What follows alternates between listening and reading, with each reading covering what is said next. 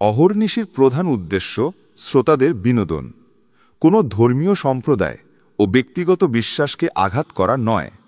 আমরা আশা করব অহর্নিশি শ্রোতারা শুধুমাত্র গল্প শোনার উদ্দেশ্যেই এই গল্পটিকে গ্রহণ করবেন। মদ্যপান, ধূমপান এবং মাদক সেবন স্বাস্থ্যের পক্ষে ক্ষতিকর। এই গল্পের সমস্ত ঘটনা ও চরিত্র কাল্পনিক। যদি বাস্তবের সঙ্গে কোনো মিল থেকে থাকে তা নিতান্তই কাকতালীয়। নমস্কার বন্ধুরা, আজ অহর্নিশি অরিজিনালস আপনাদের জন্য নিয়ে এলো এক জমাট বাঁধা রহস্য কাহিনী, পাণ্ডুলিপির মৃত্যুলিপি। গল্পের শেষে আপনাদের জন্য অপেক্ষা করছে একটি প্রশ্ন, তার উত্তর লুকিয়ে আছে গল্পেরই বাঁকে বাঁকে, তাই কান পেতে শুনুন। শুরু হচ্ছে পাণ্ডুলিপির মৃত্যুলিপি, শুধুমাত্র অহর্নিশি অরিজিনালসে। শুনতে থাকুন অহর্নিশি।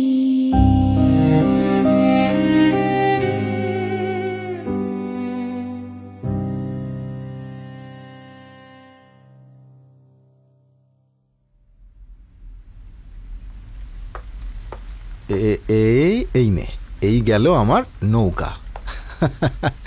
বাঘা, এইবার তোর রাজা পালানোর পথ আমি বন্ধ করে দিলাম। ইতিহাস কি বলে জানিস? পৃথিবীর সব থেকে সুরক্ষিত দুর্গ কোনো না কোনো সময় ঠিকই ভেঙে পড়েছে অতর্কিত শত্রুর আক্রমণে। ইতিহাস আরও একটা শিক্ষা দেয় শশাঙ্ক। শত্রু যখন মনে করেছে যে বিপক্ষের পালানোর পথ বন্ধ, তখন অনেক ক্ষেত্রেই দেখা গেছে সেটা আসলে বিপক্ষের তৈরি এক চক্রব্যূহ। এই গেল আমার গজ, চেক মেট। আজ বৃষ্টি ভেজা এক দুপুরে আমাদের ডালহাউসের অফিসে বসে দাবার আসরটা বেশ জমে উঠেছিল। নমস্কার, আমি হলাম রতন, বাঘাদা ওরফে কলকাতার একজন নামকরা ডিটেকটিভ অভ্রদীপ বাগচির অ্যাসিস্ট্যান্ট। আজ হাতে বিশেষ কিছু কাজ না থাকায় বাঘাদার বন্ধু শশাঙ্ক সান্যাল এসেছিলেন আড্ডা দিতে। এদিকে আমাদেরও কেসের চাপ তেমন একটা ছিল না, তাই বাঘাদাও মেতে উঠল দাবার ঘুটিগুলো নিয়ে। এই শশাঙ্ক সান্যাল হলেন বাঘাদার কলেজ জীবনের অভিন্ন হৃদয় বন্ধু, ইতিহাসের অধ্যাপক। দূর, প্রতিবার ওই একই ভুল করি, তোর পাতা ফাঁদে পা দিয়ে ফেলি। ঠিক তখনই বাইরের দরজায় একটা মৃদু, প্রায় শোনা যায় না এমন একটা কড়ানাড়া শব্দ হলো। এই বৃষ্টিতে এমন ভীরু শব্দ বড়ই বেমানান।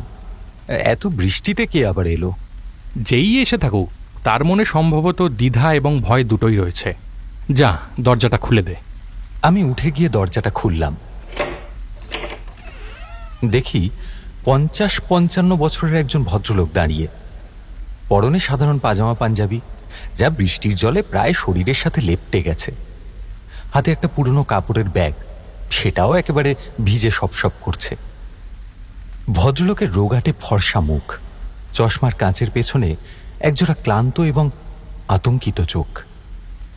দেখেই বোঝা যায় উনি অনেক দ্বিধা নিয়ে, অনেক ভয়কে সঙ্গী করে এই পর্যন্ত এসেছেন। বাঘাবাবু কি অফিসে আছেন? হ্যাঁ, আপনি ভেতরে আসুন না। হে, বৃষ্টিতে তো পুরো ভিজে গিয়েছেন। ভদ্রলোক ভেতরে ঢুকলেন। আসুন, বসুন। আমি অভ্রদীপ বাগচি, বলুন আপনার জন্য কি করতে পারি। ভদ্রলোক একটা চেয়ারে বসলেন, কিন্তু তার শরীরটা শক্ত হয়ে রইল। কাপড়ের ব্যাগটা কোলের ওপর এমনভাবে আঁকড়ে ধরলেন যেন ওটাই তার একমাত্র সম্বল। আমার নাম কল্যাণ ঘোষাল। আমি সাহিত্য প্রকাশনীতে প্রুফ রিডার হিসাবে কাজ করি। গত 30 বছর ধরে শুধু বইয়ের ভুল বানান, ব্যাকরণ খুঁজে বেড়ানোই আমার কাজ। সাহিত্য প্রকাশনী, ওদের তো খুব নাম ডাক। বাংলার কত সব পুরানো নামজাদা লেখকের বই ওরাই তো প্রথম ছেপেছিল। প্রতিষ্ঠাতা সম্ভবত ব্রজেন মজুমদার, আর এখন বোধহয় তার ছেলে বীরেনবাবু দেখাশোনা করেন। হ্যাঁ, তাই না? আগে বীরেনবাবুই মালিক, কিন্তু আমি একটা সাংঘাতিক বিপদে পড়ে আপনার কাছে এসেছি। একটা ভুলের কারণে আমার জীবন আজ বিপন্ন। কিসের ভুল? ভদ্রলোক কোলের ব্যাগটা আরো জোরে চেপে ধরলেন। আপনারা সাহিত্যিক আশুতোষ দেববর্মার নাম শুনেছেন? প্রায় 135 বছর আগে যিনি মারা গেছেন। আশুতোষ দেববর্মা চিনব না কেন? ওনার মতো রহস্য উপন্যাসিক বাংলায় খুব কমই এসেছেন। আগে ওর লেখা কালের প্রহেলিকা নামক একটা অসমাপ্ত উপন্যাস ছিল, মানে আমরা এতদিন তাই জানতাম। কালের প্রহেলিকার তো মাত্র 2টো পর্ব বেরিয়েছিল, তৃতীয়টা লেখা চলাকালীন উনি তো মারা যান। দুর্ভাগ্যবশত উপন্যাসটি শেষ করে যেতে পারেননি। হ্যাঁ ভাই, এ হলো বাংলা সাহিত্য প্রেমীদের এক চিরকালীন আক্ষেপ। সবাই তাই জানে, আবার কিছু লোকের মতে ওটা ওনার মৃত্যুর পর হারিয়ে গিয়েছে। হারিয়ে গিয়েছে? কই, এরকম তো কিছু শুনিনি। হ্যাঁ, বই পাড়ার কিছু লোকের তাই বিশ্বাস। তবে বিশ্বাসটা মিথ্যে নয়, কারণ আমি 3-15 আগে অফিসের স্টোর রুম পরিষ্কার করতে গিয়ে একটা পুরনো ধুলোমাখা ট্রাঙ্কের ভেতর থেকে ওর নিজের হাতে লেখা একটা সম্পূর্ণ পাণ্ডুলিপি পেয়েছি। কালের প্রহেলিকার শেষ পর্ব, সম্পূর্ণ, প্রায় 300 পাতা। ঘরে একটা গভীর নিস্তব্ধতা নেমে এলো। বাইরে বৃষ্টির শব্দটা আরো বেড়েছে। আমাদের 3জনের চোখই বিস্ময়ে গোল গোল হয়ে গেল। তা জিনিসটা ওখানে এলো কিভাবে? আমি জানি না বাঘাবাবু। কিন্তু আপনি নিশ্চিত তো যে ওটা আশুতোষ দেববর্মারই হাতের লেখা? আগে আমি ওর অন্য লেখার সঙ্গে মিলিয়ে দেখেছি, একই লেখা, আর কাগজের বয়স, কালির ধরন সব মিলে যাচ্ছে। স্যার, ওটা একটা অমূল্য সম্পদ। প্রকাশিত হলে বাংলা সাহিত্যে সাড়া পড়ে যাবে, সাহিত্য প্রকাশনীর ভাগ্য ফিরে যাবে। তাহলে আপনার বিপদটা কোথায়? হ্যাঁ, এমন একটা আবিষ্কার তো আপনার জন্য পুরস্কার বয়ে আনার কথা। আমি পাণ্ডুলিপিটা পাওয়ার পর বীরেন বাবুকে জানাই। উনি খুব খুশি হন, বলেন, কল্যাণ, তুমি তো আমাদের গুপ্তধন খুঁজে দিয়েছ হে। কিন্তু তারপর থেকেই আমার মনে হচ্ছে কেউ আমাকে অনুসরণ করছে। এই তো গত সপ্তাহে একদিন রাতে বাড়ি ফেরার সময় 2টো ছায়ামূর্তি আমার পিছু নিয়েছিল। আমি কোনো রকমে একটা চলন্ত বাসে উঠে পড়ি। কাল রাতে আবার শোবার ঘরের জানলার বাইরে 2টো মানুষের ছায়া লক্ষ্য করেছি। উঠে দেখি কোথাও কিছু নেই, কিন্তু জানলার বাইরের মাটিতে 2 জোড়া পায়ের ছাপ। ভদ্রলোকের চোখ দুটো ভয়ে বিস্ফারিত হয়ে উঠল। আপনি পুলিশে যাননি কেন?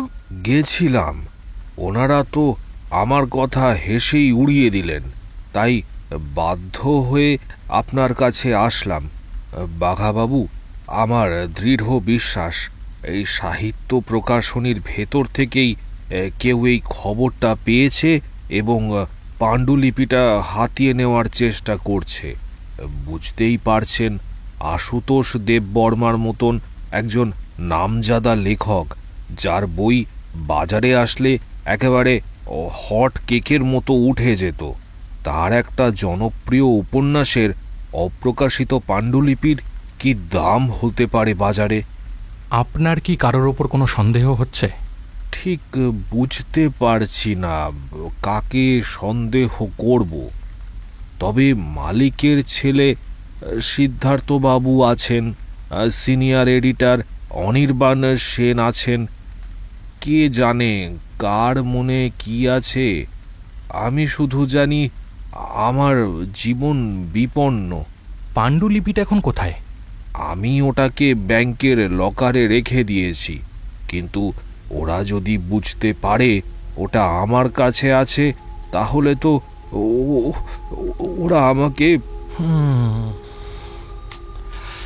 ঠিক আছে, আপনি আপাতত সাবধানে থাকুন। আমি 2 দিন পর একবার আপনাদের প্রকাশনীতে যাব, দেখব ব্যাপারটা কি।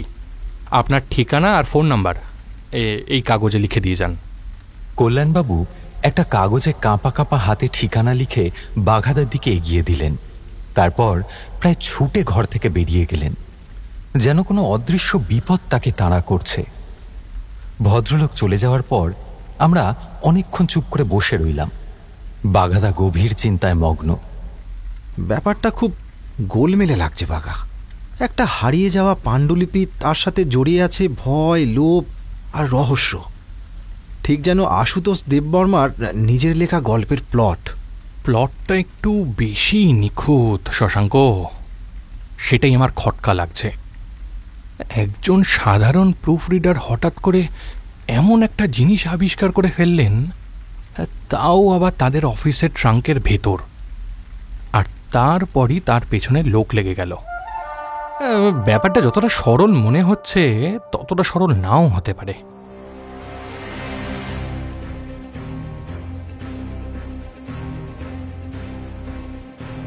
এর ঠিক 2 দিন পরের ঘটনা। সকালের খবরের কাগজের ভেতরের পাতায় একটা ছোট্ট খবরে চোখ আটকে গেল আমার। টালিগঞ্জের খালে অজ্ঞাত পরিচয় ব্যক্তির মৃতদেহ উদ্ধার। পরিচয় সম্পর্কে বিশেষ কিছু লেখা ছিল না ঠিকই, কিন্তু আমার মনটা কু ডেকে উঠল। আমি কাগজটা নিয়ে তাড়াতাড়ি অফিসে পৌঁছলাম। বাঘাদা তখন টেলিফোনে কথা বলছিল। তার মুখের অভিব্যক্তি থমথমে এবং কঠিন। হ্যালো, হ্যাঁ ইন্সপেক্টর বক্সি। হ্যাঁ, উনি আমার কাছেই এসেছিলেন। এই বয়স 50-55, পরনে পাজামা পাঞ্জাবি ছিল। আচ্ছা ঠিক আছে, আমি আসছি। কি বলছেন? আচ্ছা আচ্ছা ঠিক আছে ঠিক আছে, আমি আসছি। বাঘাদা ফোনটা রেখে আমার দিকে ফিরল।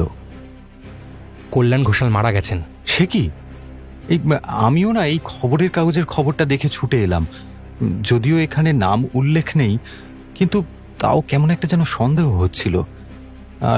আর এখন তো দেখছি তার বাড়ির লোক কাল রাতে ডায়েরি করেছে। পুলিশ আজ সকালে টালিগঞ্জের খাল থেকে একটা দেহ পেয়েছে। আমাদের একবার সেখানে যেতে হবে।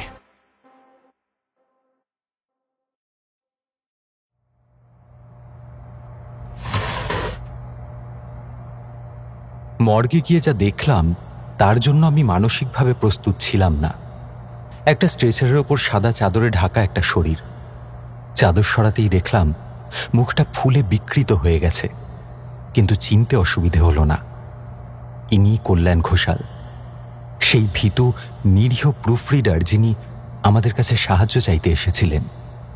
কি মনে হচ্ছে ইন্সপেক্টর বক্সি? পকেটে ওর মানিব্যাগটা পাওয়া গেছে, টাকা পয়সা সব ঠিকই আছে, তাই এটা ছিনতাইয়ের ব্যাপার নয়। মাথার পেছন থেকে ভারী কিছু দিয়ে আঘাত করার চিহ্ন রয়েছে। তারপর সম্ভবত দেহ খালে ফেলে দেয়া হয়েছে। এ হলো ঠান্ডা মাথায় খুন বাঘাবু। উনি একটা বিপদের আশঙ্কা করে আমার কাছে এসেছিলেন। এখন দেখছি আশঙ্কাটা মিথ্যা ছিল না। আমি ওকে বাঁচাতে পারলাম না। বাঘাদার গলায় আমি প্রথমবার এমন অসহায়তার সুর শুনলাম। মর্গ থেকে বেরিয়ে আমরা গাড়িতে উঠলাম। বাঘাদার চোয়াল তখন শক্ত। চল রতন, সাহিত্য প্রকাশনী। এখন আর এটা শুধু একটা হারিয়ে যাওয়া পাণ্ডুলিপির মামলা নয়, এটা একটা খুনের তদন্ত, আর এর শেষ দেখে ছাড়বো আমি।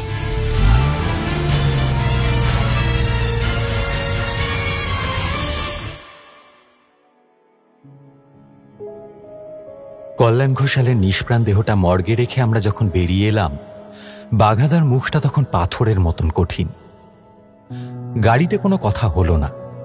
আমি বুঝতে পারছিলাম ওর মনের ভেতর একটা ঝড় চলছে। একজন মানুষ তার কাছে সাহায্য চাইতে এসে খুন হয়ে গেল, এই অপরাধবোধ তাকে তাড়িয়ে নিয়ে বেড়াচ্ছে। আমাদের গাড়ি সোজা এসে থামল কলেজ স্ট্রিটের সেই অফিসের সামনে, যার গায়ে সাহিত্য প্রকাশনী লেখা সাইনবোর্ডটা কালের সাক্ষী হয়ে ঝুলছে। সাহিত্য প্রকাশনীর অফিসটা জুড়ে পুরনো কাঠের আসবাব, দেওয়ালে হলুদ হয়ে যাওয়া ফ্রেমে বাঁধানো বিখ্যাত লেখকদের ছবি, আর বাতাসে শুধু নতুন পুরনো কাগজের গন্ধ। দারোয়ানকে জিজ্ঞেস করে আমরা সোজা মালিক বীরেন মজুমদারের ঘরে ঢুকলাম। ভদ্রলোকের বয়স 70-এর কোটায়, চোখে মোটা কাচের চশমা। আমাদের দেখে বেশ অবাক হলেন। আরে বাঘাবাবু, আপনি? কোনো ভনিতা করব না, আমি কল্যাণ ঘোষালের ব্যাপারে কথা বলতে এসেছি। কথাটা শোনা মাত্র বীরেনবাবুর মুখের হাসিটা মিলিয়ে গেল। কল্যাণ? কেন, কি হয়েছে ওর? দুদিন ধরে অফিসেও আসছে না, ফোনও বন্ধ। ভদ্রলোক খুব দায়িত্ববান, এমন তো করে না। ওকে খুন করা হয়েছে, আজ সকালে টালিগঞ্জের খাল থেকে ওর দেহ পাওয়া গেছে। কি খুন? বীরেনবাবু যেন নিজের কানকে বিশ্বাস করতে পারলেন না। তিনি স্তব্ধ হয়ে গেলেন। তার হাত থেকে একটা বই মেঝেতে পড়ে গেল। কি কে কি কি বলছেন এসব? খুন? কে কে মারবে ওকে? ওর তো কোনো শত্রু ছিল না, একজন নিরীহ সাদাসিধে মানুষ 30টা বছর আমার এখানে কাজ করলো। ঠিক সেই মুহূর্তে ঘরে প্রায় ঝড়ের বেগে ঢুকলেন একজন 30-32 বছরের যুবক। পরনে ব্র্যান্ডেড জিন্স আর টি শার্ট, চোখে মুখে একটা অধৈর্য ভাব। ইনি বোধহয় সিদ্ধার্থ মজুমদার, বীরেনবাবুর ছেলে। বাবা, ওই পুরনো মেশিনটা তো আজকেও বিগড়েছে, ওটাকে এবার না পাল্টালে। কথাটা শেষ না করেই থেমে গেলেন ভদ্রলোক। আসলে ততক্ষণে আমাদের দিকে ওনার নজর চলে গেছে। আপনারা? আর বাবা, তোমাকে এত চিন্তিত দেখাচ্ছে কেন? এই যে ইনি বাঘাবাবু, একজন প্রাইভেট ইনভেস্টিগেটর। আর আর উনি বলছেন কল্যাণকে নাকি। কল্যাণ কাকু? হোয়াট? কি হয়েছে ওর? উনি খুন হয়েছেন। উনি মারা যাওয়ার আগে আমার সঙ্গে দেখা করে একটা পাণ্ডুলিপির কথা বলেছিলেন, আশুতোষ দেববর্মার কালের প্রহেলিকার শেষ পর্ব। সিদ্ধার্থবাবুর চোখে মুখে বিস্ময়ের সাথে একটা অদ্ভুত ঔৎসুক্য ফুটে উঠল। সেই পাণ্ডুলিপিটা? বাবা তো আমাকে বলেছিলেন, অবিশ্বাস্য আবিষ্কার। কিন্তু এর সঙ্গে খুনের কি সম্পর্ক? কেউ একটা পুরনো পাণ্ডুলিপির জন্য খুন হবে? এটা তো সিনেমার গল্প মনে হচ্ছে। সিনেমার গল্প তো বাস্তব থেকে অনুপ্রেরণা নেয় সিদ্ধার্থবাবু। কল্যাণবাবুর ধারণা ছিল ওই পাণ্ডুলিপির জন্য কেউ তাকে নিশানা করেছেন। আপনারা কি কাউকে সন্দেহ করেন বা অস্বাভাবিক কিছু কি আপনাদের নজরে পড়েছে? না না না, আমাদের এখানে সবাই পুরনো লোক, এই একে অপরকে বছরের পর বছর ধরে চিনি। আর অস্বাভাবিক বলতে না, তেমন তো কিছু। আমি ঠিক একমত নই বাবা। আমাদের এখানে এমন অনেকেই আছে যারা এই প্রেসটার ভবিষ্যৎ নিয়ে ভাবে না। যাই হোক, ওনার দেহটা কোথায় পাওয়া গেল? টালিগঞ্জ, খালের জলে। পুলিশের মতে মাথার পেছনে ভারী কিছু দিয়ে আঘাতের ফলেই তার মৃত্যু হয়েছে। তা পুলিশ তো মামলা তদন্ত করছে, তাহলে আপনি? দেখুন, পুলিশ তাদের কাজ করছে, আর যেহেতু মৃত্যুর 2 দিন আগে ভদ্রলোক আমার কাছে এসেছিলেন সাহায্য চাইতে, তাই আমিও প্যারালালি এই ব্যাপারটা তদন্ত করছি। ও, তা আমরা আপনাকে কিভাবে সাহায্য করতে পারি? আপনাদের সিনিয়র এডিটর অনির্বাণ সেনের সাথে কি একবার কথা বলা যাবে? নিশ্চয়ই, আমি বেয়ারাকে বলে দিচ্ছি, সেনবাবুর ঘরটা দেখিয়ে দেবে। সিদ্ধার্থবাবুর নির্দেশে বেয়ারা আমাদের নিয়ে পৌঁছল অনির্বাণ সেনের ঘরে। ঘরটা বেশ পরিষ্কার পরিচ্ছন্ন, আর বইয়ের তাকগুলোও খুব পরিপাটি করে গোছানো। ভদ্রলোক নিজের চেয়ারে বসেছিলেন, 40-এর কোটায় বয়স, চোখে মুখে বুদ্ধির ছাপ, কিন্তু কেমন যেন একটা অস্থিরতা। আমাদের দেখে তিনি উঠে দাঁড়ালেন। শারীরিক ভঙ্গিটা এমন যেন মনে হয় তিনি জানতেনই আমরা আসব। বসুন মিস্টার চৌধুরী, আমি খবরটা 5 মিনিট আগেই পেয়েছি। হ্যাঁ, অত্যন্ত দুঃখজনক ঘটনা। কল্যাণবাবু খুব ভালো মানুষ ছিলেন। আপনি কি ওর পাণ্ডুলিপির আবিষ্কারের কথা জানতেন? হ্যাঁ, বীরেনবাবুই আমাকে জানিয়েছিলেন। আমি ওকে পরামর্শ দিয়েছিলাম পাণ্ডুলিপিটা খুব সাবধানে রাখতে, কিন্তু ভাবিনি ব্যাপারটা এত দূর গড়াবে। আচ্ছা, আপনাদের প্রকাশনীর বাইরে এমন কেউ কি আছেন যিনি ওই পাণ্ডুলিপির কথা জানতে পারেন এবং সেটা হাতানোর জন্য এমন ভয়ঙ্কর কাজ করতে পারেন? দেখুন, আমি কাউকে সরাসরি দোষ দিতে চাই না, কিন্তু আমাদের একজন লেখক আছেন, প্রমিত দত্ত। এবারের পূজা সংখ্যায় তার লেখা আমরা ছাপতে রাজি না হয় তিনি বীরেনবাবুকে হুমকি দিয়েছিলেন যে সাহিত্য প্রকাশনীকে পথে বসিয়ে ছাড়ব। লোকটা অত্যন্ত বদমেজাজি আর হিংসুটে। তিনি কোনোভাবে খবরটা পেতেই পারেন। কেন ছাপাতে চাননি কেন? আরে আর বলবেন না, একেবারে খাজা লেখা। এমনিতে উনি ভালোই লেখেন, কিন্তু কিন্তু এবার যে কি হলো কি জানি। ইন্টারেস্টিং। আর কেউ? তাছাড়া একটা কিছু বলতে গিয়েও ভদ্রলোক যেন থেমে গেলেন। তারপর একটু ইতস্তত করে বললেন, না মানে আর কেউ বলে মনে পড়ছে না। আমার মনে হলো অনির্বাণ সেন কিছু একটা গোপন করছেন। তার চোখের দিকে তাকিয়ে বাঘাদাও হয়তো সেটাই ভাবছিল। এরপর আরো কিছু কথাবার্তা বলে আমরা প্রকাশনী থেকে বেরিয়ে এলাম। বাইরের পরিবেশটাও কেমন যেন থমথমে হয়ে আছে।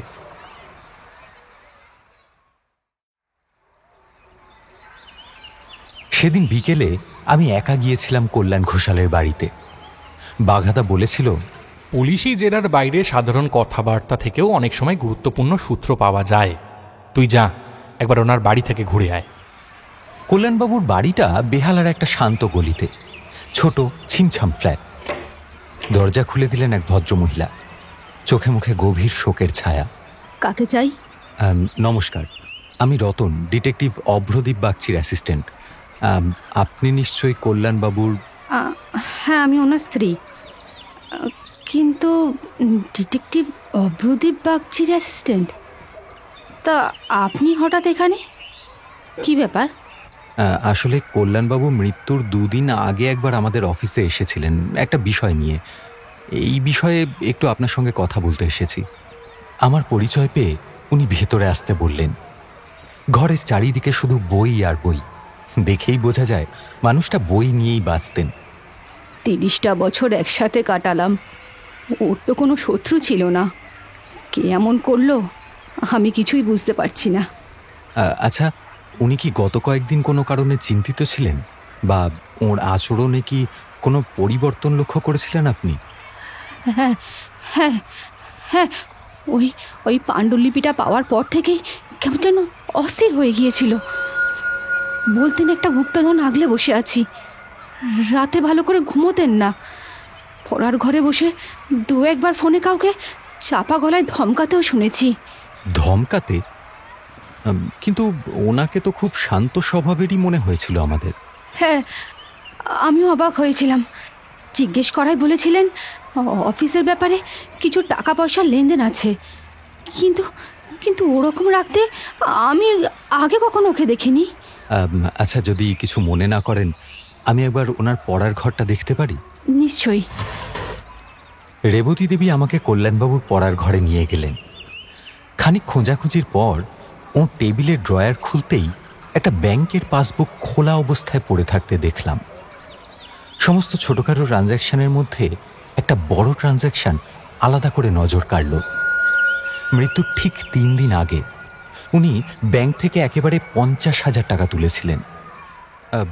আচ্ছা, উনি সম্প্রতি ব্যাংক থেকে 50,000 টাকা তুলেছিলেন? 50,000 টাকা? কই দেখি। না তো, আমাকে তো কিছু বলেননি। আর আমাদের তো তেমন কোনো খরচও ছিল না। এই টাকার বিষয়ে আমাকে কিছু বলেননি উনি। রহস্যটা আরো ঘনীভূত হল।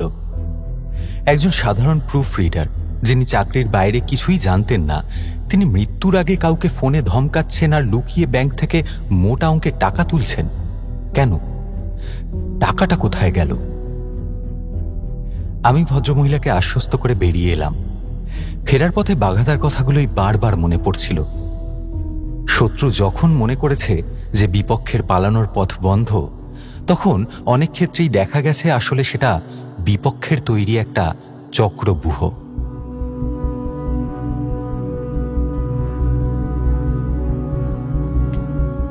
পরদিন সকালে অফিসে বসে আছি আমি। বাঘাদা ক্রমাগত পাইচারি করছে। আগের দিনের পাওয়া তথ্যগুলো আমার মাথার মধ্যে ভাঙা কাঁচের টুকরোর মতন ছড়িয়েছিল, কিন্তু কোনটার সাথে কোনটা জুড়ব তা বুঝতে পারছিলাম না।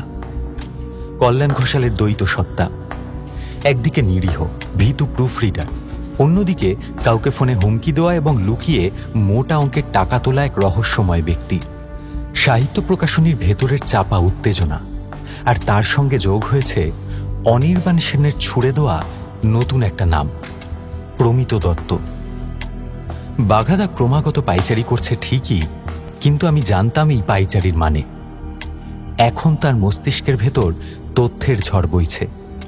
সে প্রত্যেকটা সম্ভাবনাকে নেড়ে চেড়ে দেখছে। রতন, একটা জিনিস খেয়াল করেছিস? অনির্বাণ সেন কিন্তু আমাদের প্রমিত দত্তের নামটা বলেছেন। সাধারণত এই ধরনের পরিস্থিতিতে মানুষ নিজেকে বাঁচাতে চায়, অন্যকে জড়াতে চায় না, যদি না তার পেছনে কোনো উদ্দেশ্য থাকে। কি উদ্দেশ্য থাকতে পারে বলে তোমার মনে হয়? দুটো সম্ভাবনা। প্রথমত, সে সত্যিই প্রমিত দত্তকে সন্দেহ করে এবং আমাদের সাহায্য করতে চায়। আর দ্বিতীয়ত, এবং যেটা আমার বেশি সম্ভাবনাময় মনে হচ্ছে, সে আমাদের তদন্তকে একটা নির্দিষ্ট দিকে ঠেলে দিতে চাইছে। হতে পারে সে চায় আমরা প্রমিত দত্তের পেছনে সময় নষ্ট করি, আর সেই সুযোগেই আসল খুনি তার প্রমাণ লোপাটের সুযোগ পেয়ে যায়। তোর দ্বিতীয় সম্ভাবনাটাই আমারও মনে ধরেছে বাঘা। বাঘ যখন শিকার করে তখন অনেক সময় অন্যদিকে আওয়াজ করে শিকারের মনোযোগ ঘুরিয়ে দেয়। অনির্বাণ সেন হয়তো সেই নীতিই নিয়েছে। ঠিক তাই, কিন্তু বাঘের চালাকি বুঝতে পারলেও আমাদের ওই আওয়াজের উৎসটাকে খতিয়ে দেখতে হবে। হতে পারে ওখানে কোনো সূত্র লুকিয়ে আছে। আজ আমরা প্রমিত দত্তের ডেরায় যাব, দেখব ভদ্রলোকের মধ্যে সাহিত্য ছাড়া আর কি কি গুণাবলী রয়েছে। আর শশাঙ্ক, তোর জন্য কিন্তু একটা বিশেষ কাজ আছে। আমার জন্য? আজ তুই সারাদিনের জন্য ইতিহাসের পাতায় ডুব দে। ন্যাশনাল লাইব্রেরি, বঙ্গীয় সাহিত্য পরিষদ, যেখানে পারিস যা। আমার চাই আশুতোষ দেববর্মার ব্যক্তিগত জীবনের খুঁটিনাটি, বিশেষ করে ওর বন্ধু বান্ধব, শত্রু এবং ওর জীবনের শেষ কয়েকটা বছর। আমার মন বলছে কালের প্রহেলিকা উপন্যাসের রহস্য সমাধানের চাবিকাঠি ওই বইয়ের পাতায় নয়, লেখকের জীবনেই লুকিয়ে আছে। বুঝেছি। প্রত্নতাত্ত্বিকের মতো ধুলো ঝেড়েই সত্যিটা বের করে আনতে হবে। আজকের দিনটা তাহলে আর্কাইভের গন্ধে আর পুরানো কাগজের স্পর্শেই কাটবে।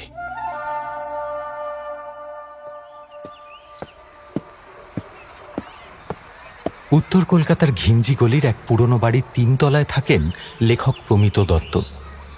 ঠিকানা খুঁজে বের করতে আমাদের বেশ বেগ পেতে হলো। দরজায় টোকা দিতেই সেটা খুললেন মাঝবয়সী এক ভদ্রলোক। পরনে একটা ময়লা গেঞ্জি আর ট্রাউজার্স, উস্কো খুস্কো চুল, খোঁচা খোঁচা দাড়ি। ঘরের ভেতরটা যেন একটা সৃষ্টিশীল ঝড়ের পর ধ্বংসস্তূপে পরিণত হয়েছে। চারিদিকে বইয়ের পাহাড়, কাগজের স্তূপ, চায়ের কাপ আর সিগারেটের ছাইদানিগুলো ছাইয়ে উপচে পড়ছে। বাতাসে একটা তীব্র সিগারেটের গন্ধ। কি যাই চাঁদা? না না, ওসব চাঁদা টাঁদা আমি দিই না। বাঘাদা শান্তভাবে নিজের কার্ডটা এগিয়ে দিল। আমরা চাঁদা চাইতে আসিনি মিস্টার দত্ত, আমরা এসেছি কল্যাণ ঘোষালের ব্যাপারে কথা বলতে। কল্যাণ ঘোষালের নামটা শোনা মাত্র প্রমিত দত্তের মুখের ভাবটা গেল বদলে।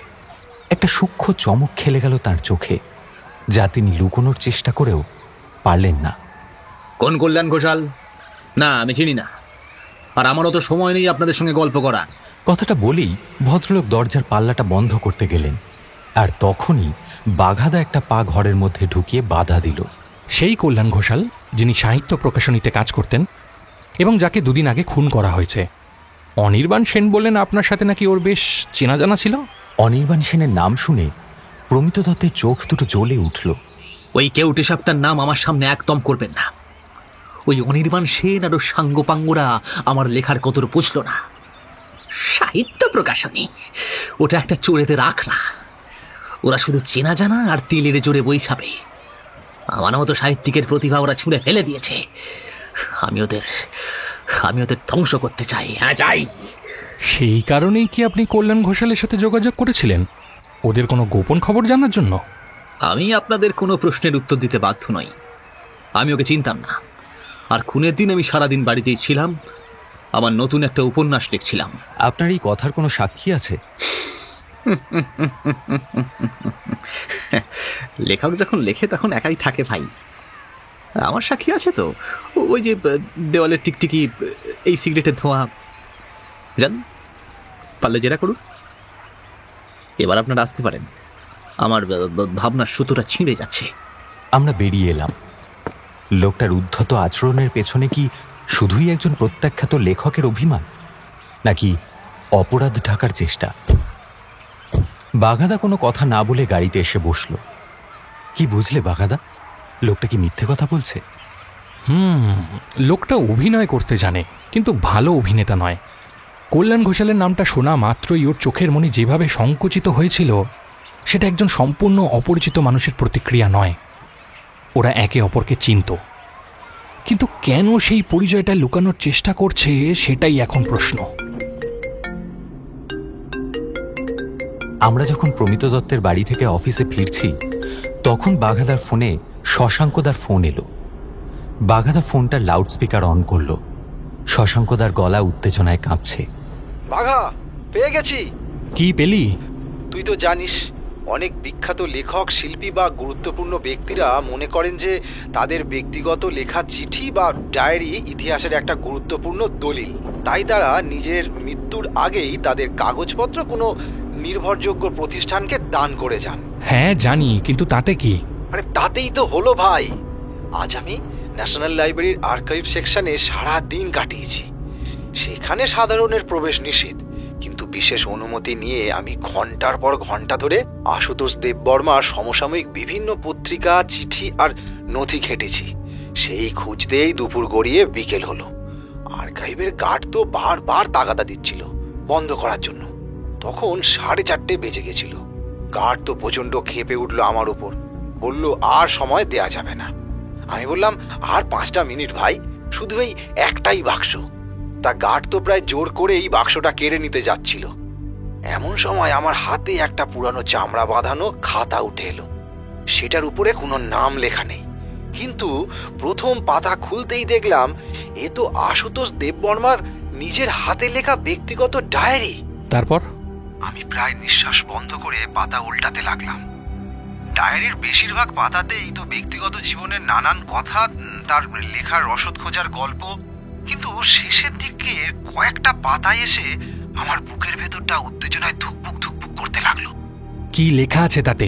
জলদি বল। যা এতদিন গুজব মনে করতাম তা সম্ভবত গুজব নয়। তার একজন খুব কাছের বন্ধু ছিলেন, নাম অমলেন্দু সেন।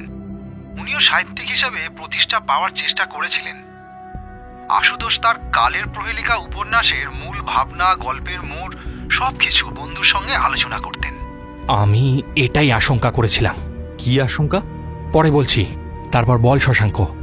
ডায়েরিতে আশুতোষ দেববর্মা গভীর দুঃখের সাথে লিখেছেন যে তিনি পরে জানতে পারেন অমলেন্দু সেন তার সেই ভাবনা চুরি করে নিজের নামে একটা উপন্যাস লেখার চেষ্টা করেছিলেন। এই বিশ্বাসঘাতকতায় তিনি এতটাই ভেঙে পড়েন যে কালের প্রহেলিকা লেখা বন্ধ করে দেন। তিনি লিখেছেন, আমার সৃষ্টিকে আমি নিজে হাতে হত্যা করলাম, কারণ বন্ধুর বিশ্বাসঘাতকতার কালি আমি আমার কলমে মাখাতে পারবো না। বাবা, এ তো মারাত্মক ব্যাপার। তাহলে কল্যাণবাবু যে পাণ্ডুলিপি খুঁজে পেলেন সেটা? সেটা নিশ্চয়ই মিথ্যে কথা, কিন্তু সবচেয়ে গুরুত্বপূর্ণ কথাটা কি জানিস? ডায়েরির একটি পাতায় তিনি লিখেছেন অমলেন্দু প্রায় তাকে একটি কথা বলতেন, সত্যিটা আসলে আয়নার প্রতিবিম্বর মতো, ধরা যায় না, শুধু অনুভব করা যায়। আজ ওর সেই কথার অর্থ হাড়ে হাড়ে টের পাচ্ছি। ওর দেখানো সত্যটা আসলে একটা মিথ্যা প্রতিবিম্ব ছিল। বাঘা, এই লাইনটা খুব অদ্ভুত, তাই না? বেশ অদ্ভুত। বাঘাদা ফোনটা রাখলো। গাড়ির ভেতরটা অদ্ভুত নিস্তব্ধতায় ভরে আছে। বাঘাদা বাইরের দিকে তাকিয়ে কি যেন ভাবছিল। তারপর হঠাৎ আমার দিকে ঘুরে বলল, প্রমিত দত্তের ঔদ্ধত্য, কল্যাণ ঘোষালের লুকিয়ে টাকা তোলা, আর আশুতোষ বাবুর লেখা ডায়েরি, 3টে আলাদা সুতো। কিন্তু আমার মনে হচ্ছে এগুলোকে একসাথে বাঁধলেই ছবিটা পরিষ্কার হবে। কল্যাণ ঘোষাল আর প্রমিত দত্তের মধ্যে একটা গোপন সম্পর্ক ছিল রতন। ওরা শত্রু নয়। আমার মন বলছে ওরা কোনো কিছুর অংশীদার ছিল। আমাদের এখন সেই অংশীদারিত্বের কারণটা খুঁজে বের করতে হবে। ওর চোখ দুটো জলজল করছিল। ও যেন অন্ধকারের মধ্যে একটা আলোর রেখা দেখতে পেয়েছে। রহস্যের জালটা ছিঁড়তে শুরু করেছে।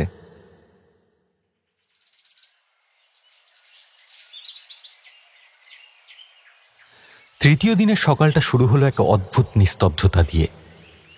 আগের দিন আমরা যা যা জেনেছিলাম তা এক কথায় অবিশ্বাস্য। 135 বছরের পুরনো এক বিশ্বাসঘাতকতার গল্প যেন অতল থেকে উঠে এসে আজকের এই খুনের সাথে জুড়ে গেছে। তার উপর কল্যাণ ঘোষাল এবং প্রমিত দত্তের মধ্যেকার এই গোপন সম্পর্ক, সবকিছু মিলেমিশে রহস্যটা আরো যেন জটিল হয়ে উঠেছে। বাঘাদা সকাল থেকেই তার প্রিয় ইজি চেয়ারে চোখ বুজে বসেছিল। আমি জানি এই নিস্তব্ধতা তার চিন্তার গভীরতারই লক্ষণ। সে তার মস্তিষ্কের অদৃশ্য বোর্ডে চিত্রগুলোকে চালনা করছিল, প্রত্যেকটা চালের পেছনের উদ্দেশ্য বোঝার চেষ্টা করছিল। কি ভাবছিস বাঘা? বাঘাদা চোখ খুলে সোজা হয়ে বসল। কুয়াশাটা কাটতে শুরু করেছে শশাঙ্ক, শুধু কয়েকটা ছায়ামূর্তি এখনো অস্পষ্ট। চল আমরা একবার সমস্ত তথ্যগুলো একসাথে সাজিয়ে দেখি আমাদের কাছে কি কি আছে। এক, কল্যাণ ঘোষাল নামের একজন নিরীহ প্রুফ রিডার, যিনি মৃত্যুর আগে লুকিয়ে 50,000 টাকা তোলেন এবং কাউকে ফোন করে হুমকি দেন। 2, প্রমিত দত্ত নামের একজন প্রতিভাবান কিন্তু ক্ষুব্ধ লেখক, যিনি কল্যাণ ঘোষালকে চিনতেন কিন্তু সেটা অস্বীকার করছেন। আর 3, আশুতোষ দেববর্মার নিজের হাতে লেখা ডায়েরি, যেখানে একটি বিশ্বাসঘাতকতার ইতিহাস রয়েছে। কিন্তু এই সবগুলোর মধ্যে যোগসূত্রটা কি? যোগসূত্রটা হলো জালিয়াতি। আশুতোষ দেববর্মার ডায়েরি থেকে এটা পরিষ্কার হলো যে কালের প্রহেলিকার কোনো আসল পাণ্ডুলিপি কোনো দিনই ছিল না। গোটাটাই একটা সাজানো নাটক, আর এই নাটকের পরিকল্পনাকারী ছিলেন কল্যাণ ঘোষাল। তাহলে সেই পাণ্ডুলিপিটা লিখল কে? হ্যাঁ, কল্যাণ ঘোষালের পক্ষে একা আশুতোষ দেববর্মার মতো লেখকের স্টাইল নকল করা তো সম্ভব নয়। ঠিক এইখানেই আমার দ্বিতীয় তত্ত্বে আসছি। কল্যাণবাবু পরিকল্পনাকারী হতে পারেন, কিন্তু তিনি কারিগর নন। তার একজন লেখকের প্রয়োজন ছিল, এমন একজন যার ভাষার ওপর দখল আছে, টাকার প্রয়োজন আছে, আর সাহিত্য প্রকাশনীর ওপর রাগও আছে। এবার ভেবে দেখতো এই প্রোফাইলের সাথে কার নামটা সবচেয়ে ভালোভাবে মিলে যায়। আমি আর শশাঙ্কদা একে অপরের দিকে তাকালাম। উত্তরটা আমাদের দুজনেরই জানা। প্রমিত দত্ত। এক্স্যাক্টলি, প্রমিত দত্তই হলেন এই নাটকের কারিগর। কল্যাণ ঘোষাল তাকে দিয়েই এই নকল পাণ্ডুলিপি লিখিয়েছিলেন। আমার দৃঢ় সন্দেহ কল্যাণবাবুর তোলা ওই 50,000 টাকা আসলে প্রমিত দত্তর কাছেই গেছে, সম্ভবত এই জালিয়াতির প্রথম কিস্তি হিসেবে। আমাদের এখন এই টাকা লেনদেনটাকেই প্রমাণ করতে হবে। আমার ধারণা অনির্বাণ সেন ওদের সম্পর্কের কথা জানতেন। আমি ভাবছি আজ প্রমিত দত্তকে আরও একবার। কথাটা শেষ হওয়ার আগেই আমার ফোনের স্ক্রিনটা জ্বলে উঠল। একটা প্রথম সারির খবরের কাগজের অ্যাপ থেকে ব্রেকিং নিউজ নোটিফিকেশন। বাঘাদা সর্বনাশ হয়ে গেছে। আমি ফোনটা ওর দিকে এগিয়ে দিলাম। খবরের শিরোনামে বড় বড় অক্ষরে লেখা, ঐতিহাসিক আবিষ্কার, কিংবদন্তি সাহিত্যিক আশুতোষ দেববর্মার হারিয়ে যাওয়া পাণ্ডুলিপি কালের প্রহেলিকার অস্তিত্বের প্রমাণ মিলল। আগামীকাল সংবাদ প্রভাত পত্রিকায় প্রকাশিত হবে সেই উপন্যাসের অপ্রকাশিত অংশের প্রথম অধ্যায়। ঘরে যেন বাজ পড়ল। আমরা তিনজন একে অপরের মুখের দিকে তাকালাম। আমাদের সব হিসেব, সব পরিকল্পনা এক মুহূর্তে ওলটপালট হয়ে গেল। এটা কি করে সম্ভব? নকল পাণ্ডুলিপি তো কল্যাণ ঘোষালের ব্যাংকের লকারে থাকার কথা। তাহলে সে কি মিথ্যে কথা বলেছিল? নাকি পাণ্ডুলিপির একাধিক কপি ছিল? না, কোনোটাই নয়। কল্যাণবাবু হয়তো মিথ্যা বলেননি, আর একাধিক কপি থাকারও সম্ভাবনা কম। যেটা হয়েছে সেটা সম্ভবত আরও অনেক গভীর একটা চাল। সম্ভবত খুনি নিজেই তার হাতের তাসটা খেলে দিয়েছে। আমার বিশ্বাস সে আর অন্ধকারে থাকতে চাইছে না। বাঘাদা ঘরের মধ্যে দ্রুত পায়ে পাইচারি করতে শুরু করল। তার কপালে গভীর চিন্তার ভাঁজ। কিন্তু কেন? খুনির নিজের পরিচয় ফাঁস হওয়ার ঝুঁকি নিয়ে খবরের কাগজে পাণ্ডুলিপির অংশ ফাঁস করতে যাবে কেন? লাভ আছে শশাঙ্ক, অনেক বড় লাভ। তোরা খুনির দৃষ্টিকোণ থেকে ভাবার চেষ্টা কর। সে একটা অত্যন্ত ঝুঁকিপূর্ণ খেলা খেলছে। তার সবচেয়ে বড় ভয় কি? পাণ্ডুলিপিটা দিনের আলো দেখার আগেই যেন কেউ প্রমাণ করে না দেয় যে সেটা নকল, অথবা পুলিশি তদন্তে আসল খুনি হিসেবে তার নামটা যেন বেরিয়ে না আসে। তাই সে এই চালটা দিয়েছে। ঠিক বুঝলাম না। বাঘাদা আমার কাঁধে হাত রাখল। বুঝিয়ে বলছি, প্রথমত এই খবরটা ছাপার সাথে সাথে পাণ্ডুলিপিটার অস্তিত্ব একটা গুজব বা আবিষ্কারের দাবি থেকে বেরিয়ে এসে একটা প্রতিষ্ঠিত সত্য হয়ে গেল। কাল সকালে কলকাতার হাজার হাজার মানুষ এটা পড়বে, বিশ্বাস করবে। সে মানুষের মনে একটা ধারণা গেঁথে দিল। একে বলে ন্যারেটিভ কন্ট্রোল। অর্থাৎ সে জনমত তৈরি করে নিল। একদম। দ্বিতীয়ত এবং সবচেয়ে গুরুত্বপূর্ণ কারণটা হলো আমাদের তদন্তকে বিভ্রান্ত করা। সে এই বার্তাটা দিল যে এই খুনোখুনি কোনো ব্যক্তিগত শত্রুতার জন্য নয়, বরং একটা অমূল্য পাণ্ডুলিপি দখলের লড়াই। একটা অমূল্য পাণ্ডুলিপির দাম কোটি টাকা হতে পারে। এই খবরটা ছড়িয়ে পড়ার সাথে সাথেই সন্দেহভাজনদের তালিকাটা অনেক বড় হয়ে যায়। তখন পুলিশের সন্দেহ তালিকায় শুধু অনির্বাণ, প্রমিত দত্ত বা সিদ্ধার্থ নয়, বরং বাইরের কোনো অপরাধী চক্রও চলে আসে। এবার আমাদের অপেক্ষা করতে হবে আগামীকাল সকালের জন্য।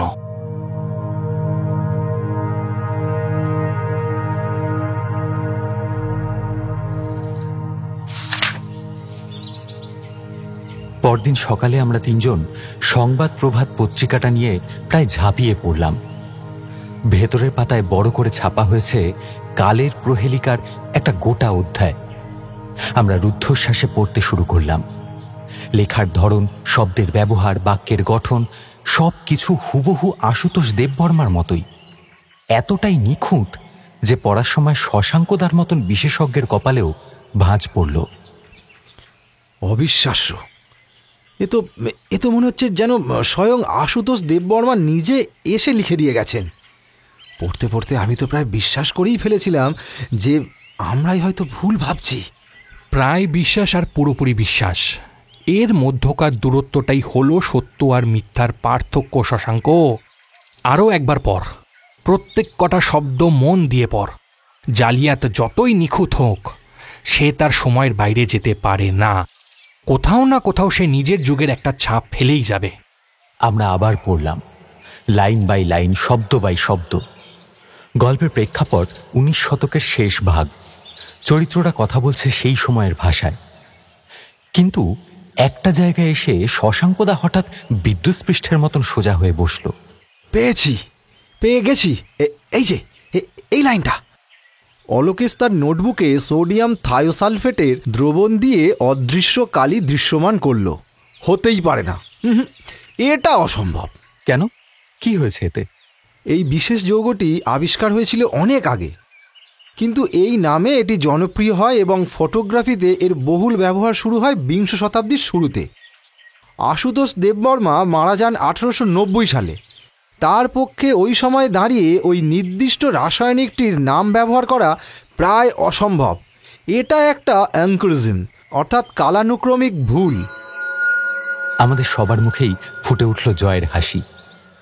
আমরা প্রমাণ পেয়ে গেছি, এই ফাঁস হওয়া পাণ্ডুলিপিটা আসলে জাল। আমি জানতাম খুনি বুদ্ধির ছাপ রাখতে গিয়ে নিজের অজান্তেই বোকামির ছাপ রেখে যাবে। আমরা যখন এই আবিষ্কার নিয়ে উত্তেজিত, শশাঙ্কদা হঠাৎ কাগজের দিকে আবার ঝুঁকে পড়ে ফিসফিস করে উঠলেন, সর্বনাশ বাঘা, এই লাইনটা দেখ। ঠিক ঠিক পরের প্যারাগ্রাফে লেখা, সত্য যেন এক আয়নার প্রতিবিম্ব, ধরা যায় না, শুধু অনুভব করা যায়। এ তো সেই লাইন। এটা সেই লাইন যেটা আশুতোষ দেববর্মা তার ডায়েরিতে লিখেছেন, তার বন্ধু অমলেন্দু সেনের বলা কথা হিসাবে। তার মানে জালিয়াত আশুতোষ দেববর্মার ব্যক্তিগত ডায়েরিও পড়েছে। আমরা যখন এই নতুন ভয়ঙ্কর সম্ভাবনার কথা ভাবছি, তখনই বাঘাদার ফোনটা তীব্র স্বরে বেজে উঠল। স্ক্রিনে ভাসছে ইন্সপেক্টর বক্সির নাম। হ্যালো, হ্যাঁ ইন্সপেক্টর, হ্যাঁ বলুন। কি? কোথায়? কখন? হ্যাঁ ঠিক আছে, আমি আসছি। ফোনটা রাখল বাঘাদা। ওর মুখ পাথরের মতন অভিব্যক্তিহীন, কিন্তু চোখ দুটো জ্বলছে। খেলাটা এবার শেষ পর্যায়ে পৌঁছে গেছে রতন। খুনি আর কোনো সাক্ষী রাখতে চায় না। প্রমিত দত্ত তার নিজের বাড়িতেই আক্রান্ত হয়েছেন। কেউ তাকে ছুরি দিয়ে আঘাত করে মেরে ফেলার চেষ্টা করেছে। উনি এখন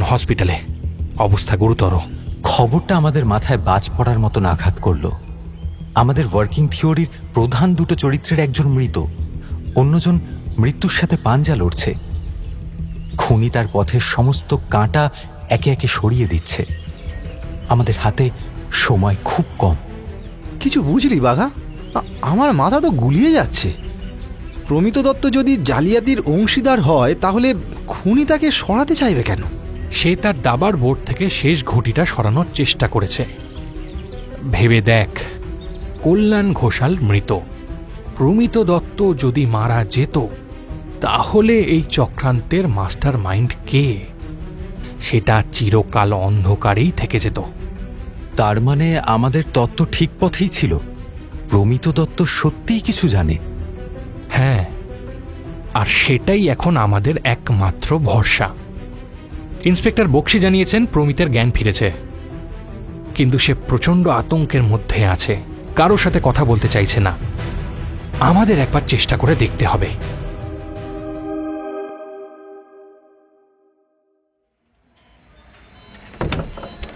হসপিটালের কেবিনে যখন আমরা ঢুকলাম তখন প্রমিত দত্ত ছাদের দিকে এক দৃষ্টিতে তাকিয়েছিলেন। তার হাতে স্যালাইনের চ্যানেল, কপালে ব্যান্ডেজ। শারীরিক যন্ত্রণার চেয়েও তার চোখে মুখে ফুটে উঠেছিল গভীর আতঙ্ক। ইন্সপেক্টর বক্সি আমাদের জন্য অপেক্ষা করছিলেন, তার মুখে হতাশার ছাপ। কোনো লাভ হচ্ছে না মিস্টার চৌধুরী, উনি কথাই বলতে চাইছেন না, শুধু ফিসফিস করে বলছেন সে আবার আসবে। বাঘাদা শান্তভাবে প্রমিত দত্তের বিছানার পাশে একটা টুল টেনে নিয়ে বসল। মিস্টার দত্ত, আমি বাঘা। না না, আপনার কোনো ভয় নেই। কেবিনের বাইরে 24 ঘন্টা পুলিশি পাহারা রয়েছে, সে আর আপনার কাছে পৌঁছাতে পারবে না। প্রমিত দত্তের দৃষ্টি ধীরে ধীরে বাঘাদার মুখের ওপর স্থির হল। আপনি আপনি কি করে বাঁচাবেন? সে একটা শয়তান। আমি ভাবতেও পারিনি। আমি জানি আপনি ভয় পাচ্ছেন, কিন্তু আপনি যদি চুপ করে থাকেন তাহলে সেই শয়তানটা জিতে যাবে। কল্যাণ ঘোষালের মতন আপনার পরিণতিও হয়তো। আপনি বলুন কি হয়েছিল? কল্যাণবাবু আপনাকে পাণ্ডুলিপিটা লেখার জন্য টাকা দিয়েছিলেন, তাই তো? টাকা? হ্যাঁ, টাকার লোভ দেখিয়েছিল। 50,000 দিয়েছিল আমাকে, বলেছিল বাকিটা পরে দেবে। আমি শুধু শব্দ বুনেছি, চেয়েছিলাম ওই সাহিত্য প্রকাশনীকে একটা উচিত শিক্ষা দিতে, কিন্তু ওরা আমার প্রতিভাকে সম্মান দেয়নি। আমার জমা দেওয়া পাণ্ডুলিপি ওরা মুখের ওপর ছুঁড়ে মেরেছিল, বলেছিল আমার লেখা নাকি খাজা। ঠিক করেছিলাম আশুতোষ দেববর্মার নামে ওরা লেখাটা ছাপার পর আমি নিজে গিয়ে ওদের সব সত্যটা জানাবো।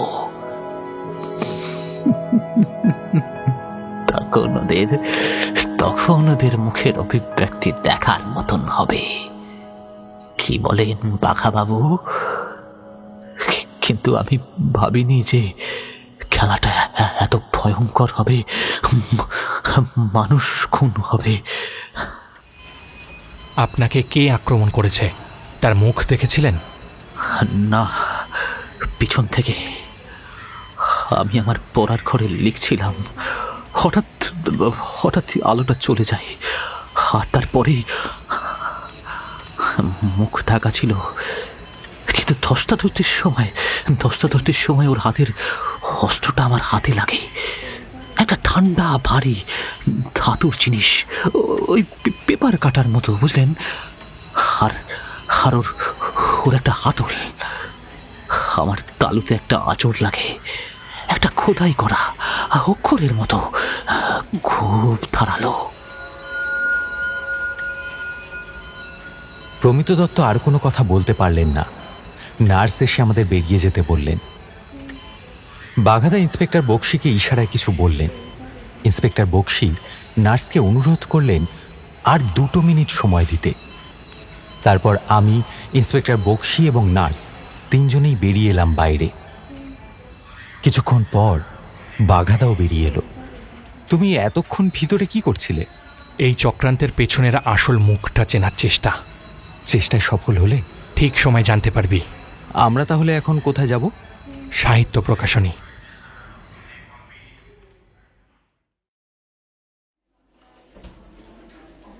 সাহিত্য প্রকাশনীতে পৌঁছে বাঘাদা একে একে তিনজনের সাথে আলাদা করে কথা বলার সিদ্ধান্ত নিল। প্রথমে গেল বীরেন মজুমদারের কাছে। এসব কি হচ্ছে বাঘাবাবু? বীরেনবাবু, আমি শুধু একটা কথাই জানতে চাই, কল্যাণ ঘোষাল কি সম্প্রতি সময়ে আপনাদের প্রেসের আর্থিক অবস্থা নিয়ে খুব চিন্তিত ছিলেন? সে তো আমরা সবাই। প্রেসের অবস্থা ভালো নয়। সিদ্ধার্থ চায় সব বিক্রি করে দিয়ে নতুন ব্যবসা করতে। আমি রাজি নই। কল্যাণ আমার বিশ্বস্ত লোক ছিল। সেও চাইতো প্রেসটা বেঁচে থাকুক। এরপর বাঘাদা গেল সিদ্ধার্থের সঙ্গে কথা বলতে। সে আগের মতোই অধৈর্য, কিন্তু তার চোখেও আজ উদ্বেগের ছাপ। দেখুন, আমি বাবাকে ভালোবাসি, কিন্তু ওর এই পুরনো ধ্যানধারণা আঁকড়ে ধরে ব্যবসাকে ডোবানো আমি মানতে পারছি না। হ্যাঁ, আমি চেয়েছিলাম প্রেসটা বিক্রি হোক। এই পাণ্ডুলিপিটার জন্য হয়তো প্রেসের দাম অনেক বেড়ে যেত, আমাদের লাভ হতো। কিন্তু তার জন্য খুনি? আমি ব্যবসায়ী, খুনি নই।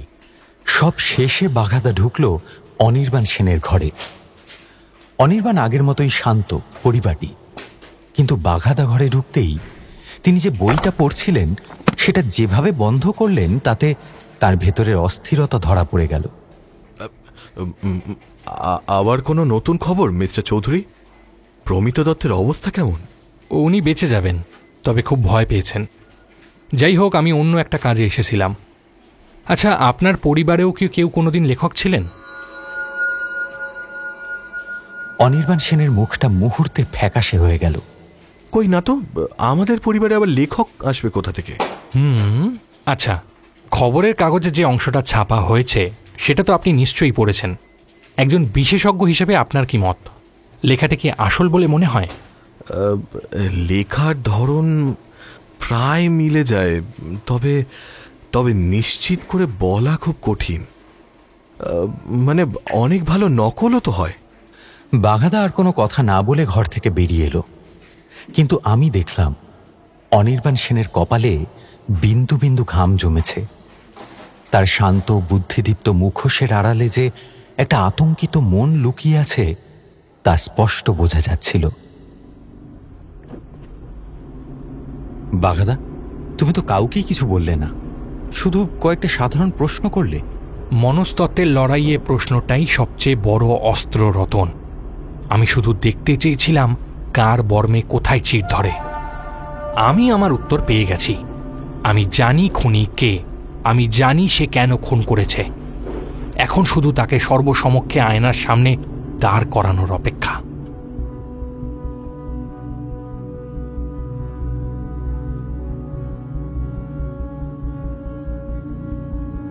সেদিন সন্ধ্যায় অফিসে ফিরে ও কোনো কথা না বলে ওর টেবিলের সামনে বসল।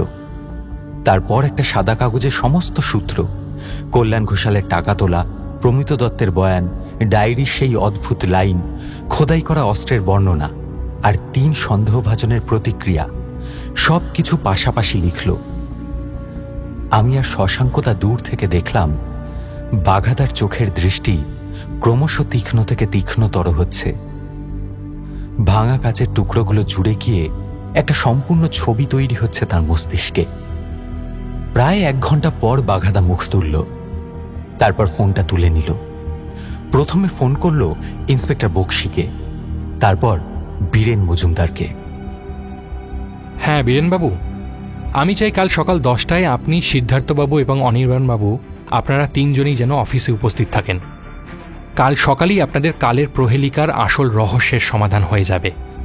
বাঘাদা ফোনটা রেখে আমাদের দিকে তাকালো, তার চোখে একটা অদ্ভুত ধার। কাল সকালে সাহিত্য প্রকাশনীতে নাটকের শেষ অঙ্ক অভিনীত হবে। আমি সবাইকে আমন্ত্রণ জানিয়েছি, ইন্সপেক্টর বক্সিও থাকবেন।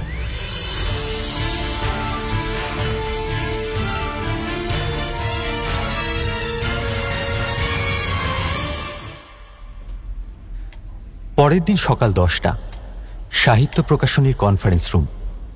উঁচু সিলিং, দেওয়ালে বড় বড় তৈলচিত্র আর বিশাল একটা সেগুন কাঠের টেবিল, সবকিছু যেন এক নীরব ইতিহাসের সাক্ষী। টেবিলের একপাশে বসে আছেন বিধ্বস্ত বিভ্রান্ত বীরেন মজুমদার, তার পাশে অধৈর্য এবং কিছুটা বিরক্ত মুখে সিদ্ধার্থ, আর তাঁদের উল্টো দিকে টেবিলের অন্য প্রান্তে অসম্ভব শান্ত এবং নির্লিপ্তভাবে বসে রয়েছেন অনির্বাণ সেন। ঘরের এক কোণের চেয়ারে বসে আছে শশাঙ্কদা এবং আমি, আর দরজার কাছে দেওয়ালে হেলান দিয়ে তীক্ষ্ণ দৃষ্টিতে সবকিছু পর্যবেক্ষণ করছেন ইন্সপেক্টর বক্সি। হঠাৎ ঝড়ের বেগে ঘরের মধ্যে প্রবেশ করল বাঘাদা। আসলে ও আমাদের এই ঘরে বসতে বলে কোথায় যেন একটা গিয়েছিল, কিন্তু আশ্চর্য বিষয়, যখন ও গিয়েছিল তখন খালি হাতেই গিয়েছিল, কিন্তু এখন ওর হাতে ধরা কাগজে মোড়ানো একটা জিনিস। ঘরে ঢুকেই গটগট করে হেঁটে ঘরের ঠিক মাঝখানে এসে দাঁড়ালো বাঘাদা। আজ এখানে আপনাদের সবাইকে ডেকে আনার জন্য আমি দুঃখিত, কিন্তু কালের প্রহেলিকার যে রহস্য একজন মানুষের প্রাণ কেড়ে নিয়েছে এবং অন্য জনের নিতে বসেছিল, তার শেষ অধ্যায়টা এখানেই লেখা হবে। এই প্রতিষ্ঠানের দেওয়ালের মধ্যেই তার জন্ম, আর এইখানেই তার সমাপ্তি হবে। কিসের রহস্য বাঘাবাবু? আমি তো কিছুই বুঝতে পারছি না। আমি সবটা বুঝিয়ে বলবো বীরেনবাবু। গল্পটা শুরু হয়েছিল একটা আপত নিরীহ মিথ্যা দিয়ে। আপনাদের বিশ্বস্ত প্রুফরিডার কল্যাণ ঘোষাল একদিন আবিষ্কার করলেন যে তিনি আর শুধু ভুল বানান খুঁজে জীবন কাটাতে চান না, তিনি খ্যাতির আলোয় আসতে চেয়েছিলেন, অর্থ চেয়েছিলেন। তাই তিনি একটা অসাধারণ জালিয়াতির পরিকল্পনা করেন। তিনি ঠিক করেন আশুতোষ দেববর্মার হারিয়ে যাওয়া পাণ্ডুলিপি কালের প্রহেলিকা তিনি আবিষ্কার করবেন। বাঘাদার কথায় ঘরে একটা চাপা গুঞ্জন উঠল। বীরেনবাবু অবিশ্বাসের দৃষ্টিতে তাকিয়ে রইলেন। কিন্তু কল্যাণবাবু পরিকল্পনাকারী হলেও কারিগর ছিলেন না। তার প্রয়োজন ছিল একজন প্রতিভাবান লেখকের, যিনি আশুতোষ দেববর্মার লেখার ধরনকে নিখুঁতভাবে নকল করতে পারবেন। আর সেই কাজের জন্য তিনি বেছে নেন প্রমিত দত্তকে, একজন প্রতিভাবান কিন্তু প্রত্যাখ্যাত লেখক, যার টাকার প্রয়োজন ছিল এবং সাহিত্য প্রকাশনীর ওপর ছিল তীব্র ক্ষোভ। কল্যাণবাবু তাকে 50,000 টাকা অগ্রিম দিয়ে এই নকল পাণ্ডুলিপি লেখানোর কাজ শুরু করেন। ওনার স্বীকারোক্তি আমরা গতকালই পেয়েছি। তার মানে গোটাটাই একটা ধাপ্পা, কোনো আসল পাণ্ডুলিপি নেই? না, নেই। কিন্তু কল্যাণ ঘোষাল তার এই নাটক শেষ করার সুযোগ পাননি, কারণ পর্দার আড়ালে আরও একজন খেলোয়াড় ছিলেন। এমন একজন যিনি কল্যাণ ঘোষালের এই লোভের পরিকল্পনাকে নিজের একটা অনেক বড়, অনেক পুরনো এবং অনেক বেশি ভয়ঙ্কর উদ্দেশ্যে সিঁড়ি হিসাবে ব্যবহার করেছেন। কল্যাণ ঘোষালের জালিয়াতির খবরটা তার কানে পৌঁছানো মাত্রই তিনি খেলাটার নিয়ন্ত্রণ নিজের হাতে তুলে নেন। বাঘাদা এবার ধীরে ধীরে বীরেন মজুমদারের দিকে ঘুরল। সেই খেলোয়াড় কল্যাণ ঘোষালকে খুন করেন, যাতে জালিয়াতির পুরো কৃতিত্বটা তিনি একা নিতে পারেন। তিনি ভেবেছিলেন কল্যাণকে সরিয়ে দিলেই তার পথ পরিষ্কার। কিন্তু সেই সময়ে প্রমিত দত্ত বেঁকে বসেন। প্রমিতবাবু কখনোই মানুষ খুনের পক্ষে ছিলেন না, তাই সেই খেলোয়াড় এরপর প্রমিত দত্তের জন্য বিপদের ঘণ্টা বাজিয়ে দিলেন। কারণ প্রমিত দত্ত সেই দ্বিতীয় ব্যক্তি যিনি জানতেন এই পাণ্ডুলিপিটা নকল এবং কল্যাণবাবুর খুন কে করেছে। তাই সেই খেলোয়াড় বাধ্য হয়ে তাকেও পৃথিবী থেকে সরিয়ে দেওয়ার চেষ্টা করেন। কিন্তু কিন্তু কে সেই ব্যক্তি বাঘাবাবু? আপনি কি ধরতে পেরেছেন তাকে? তিনি কে তা আমি বুঝতে পেরেছি এবং তিনি এই ঘরে এই মুহূর্তে উপস্থিত আছেন। আপনার গল্পটা শুনতে বেশ লাগছে মিস্টার চৌধুরী, কিন্তু এই যে খেলোয়াড়, এর কোনো নাম বা পরিচয় তো থাকা দরকার, তাই না? নাকি পুরোটাই আপনার কল্পনা? কল্পনা নয় অনির্বাণবাবু, যুক্তি এবং প্রমাণ। আচ্ছা শশাঙ্ক, তুমি আশুতোষ দেববর্মার ডায়েরি থেকে কি পেয়েছিলে সেটা একবার শোনাও তো। শশাঙ্কদা তার ফাইলটা খুলল। আশুতোষ দেববর্মার ডায়েরি অনুযায়ী তার সবচেয়ে কাছের বন্ধু ছিলেন অমলেন্দু সেন। আশুতোষবাবু তার কালের প্রহেলিকার ভাবনা প্রথমে অমলেন্দু সেনকেই বলেন, কিন্তু পরে তিনি জানতে পারেন তার বন্ধু তার সেই ভাবনা চুরি করে নিজের নামে ছাপানোর চেষ্টা করছেন। এই বিশ্বাসঘাতকতার কথা উল্লেখ করে আশুতোষ দেববর্মা তার ডায়েরিতে একটি বিশেষ লাইন লিখেছেন। তিনি লিখেছেন, অমলেন্দু প্রায় একটি কথা বলতো, সত্যি আসলে আয়নার প্রতিবিম্বর মতো, ধরা যায় না, শুধু অনুভব করা যায়। আজ ওর সেই কথার অর্থ হাড়ে হাড়ে টের পাচ্ছি। শশাঙ্কদা কথা শেষ করতেই বাঘাদা হাতের কাগজটা খুলে একটা পুরনো বই টেবিলের উপর রাখল। এই বইটা কি চেনা লাগছে অনির্বাণ বাবু? এটা এটা আপনি কোথা থেকে পেলেন? আপনার কেবিনের বুক শেলফ থেকে। হ্যাঁ, বইটা আমারই, কিন্তু তাতে কি প্রমাণ হয়? বেশি কিছু না, শুধুমাত্র আপনার পারিবারিক যোগসূত্র। কি বলতে চাইছেন আপনি বাঘাবাবু? আমি তো কিছুই বুঝতে পারছি না। বীরেনবাবু, অনির্বাণ সেনের বাবার নাম কি আপনি জানেন? হ্যাঁ, জানবো না কেন? আমাদের সমস্ত স্টাফদের ফ্যামিলি ডিটেলস আমাদের কাছে থাকে। ওর বাবার নাম বিপিন সেন। কিন্তু হঠাৎ আপনি এসব কেন জিজ্ঞেস করছেন? বলছি। এই কথাটা বলেই বাঘাদা বাঁই করে ঘুরে গেল অনির্বাণ সেনের দিকে। টেবিলের উপর একটা খবরের কাগজের কাটিং রেখে বলল, তার আগে অনির্বাণ বাবু, হয়তো আপনি এই অসম্ভব সমাপতনের ব্যাখ্যাটা দিতে পারবেন। যে লাইনটা আপনার দাদু বলতেন, যা শুধু আশুতোষ দেববর্মার ব্যক্তিগত ডায়েরিতে লেখা ছিল, সেই একই লাইন প্রমিত দত্তের লেখা নকল পাণ্ডুলিপিতে এলো কিভাবে?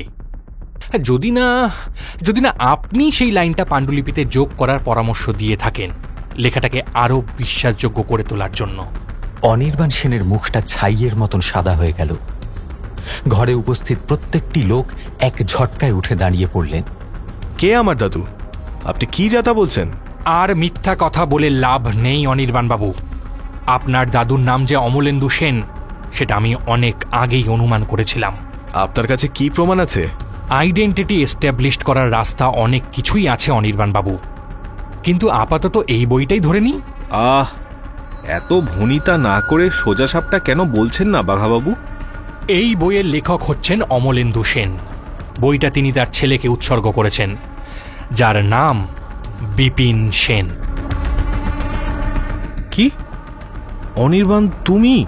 আচ্ছা আচ্ছা আচ্ছা, ঠিক আছে, মানলাম এই লাইনটা আমার দাদু বলতো, কিন্তু এটা একটা সমাপতন। হতেই পারে সাহিত্যের জগতে এমন হয়। তাই নাকি? আচ্ছা, তাহলে দ্বিতীয় সমাপতনের কথা শোনা যাক। বাঘাদা এবার ধীরে ধীরে অনির্বাণ সেনের টেবিলের দিকে এগিয়ে গেল। টেবিলের উপর একটা সুন্দর অ্যান্টিক পেপার কাটার রাখা ছিল। বাঘাদা পেপার কাটারটা হাতে তুলে নিল। বাহ, আপনার এই পেপার কাটারটা তো ভারী সুন্দর। এটা পারিবারিক সম্পদ বুঝি? এর হাতলে খোদাই করে একটা এস অক্ষর লেখা। এটা নিশ্চয়ই সেন পরিবারের চিহ্ন। অনির্বাণের চোখ দুটো ভয়ে বিস্ফারিত, আর আমাদেরও বুক দুরু দুরু। ইন্সপেক্টর বক্সি, প্রমিত দত্ত তার বয়ানে যেমনটা বলেছেন, হামলাকারীর অস্ত্রটা ছিল একটা ভারী পেপার কাটার, যার হাতলে খোদাই করা কোনো অক্ষর ছিল, যা তার হাতের তালুতে গভীর আঁচড়ের দাগ রেখে গেছে।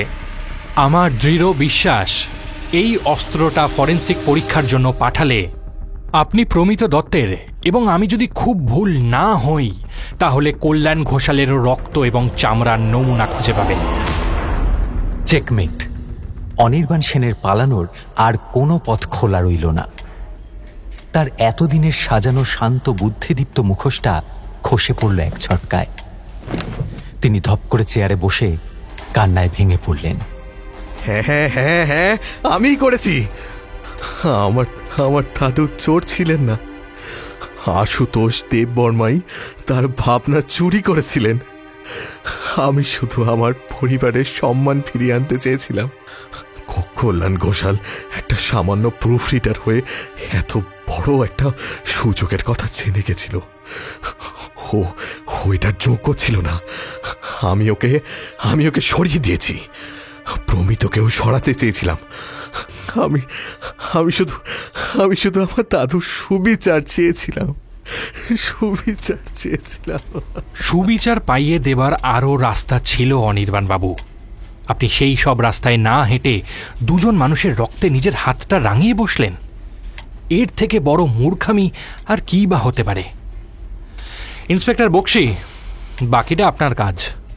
ইন্সপেক্টর বক্সি এগিয়ে এলেন, তার হাতে হাত করা। রহস্যের জবনিকা পতন হল। একটা মিথ্যেকে সত্যি প্রমাণ করার জন্য, একটা পুরনো লজ্জা ঢাকার জন্য একজন মানুষের মৃত্যু ঘটল, আরেকজন মানুষের জীবন প্রায় শেষ হতে বসেছিল। সত্যি প্রতিশোধ স্পৃহা মানুষকে দিয়ে কি না করাতে পারে।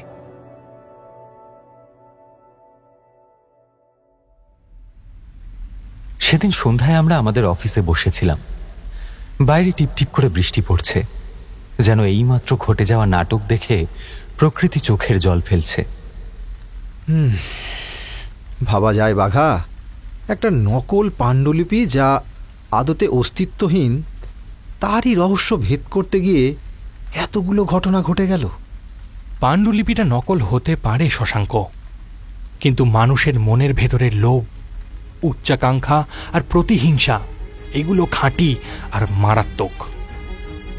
অনির্বাণ সেন মিথ্যার আশ্রয় নিয়েছিলেন পারিবারিক সত্যকে প্রতিষ্ঠা করতে, কিন্তু শেষ পর্যন্ত সেই মিথ্যাই তাকে ধ্বংস করে দিল।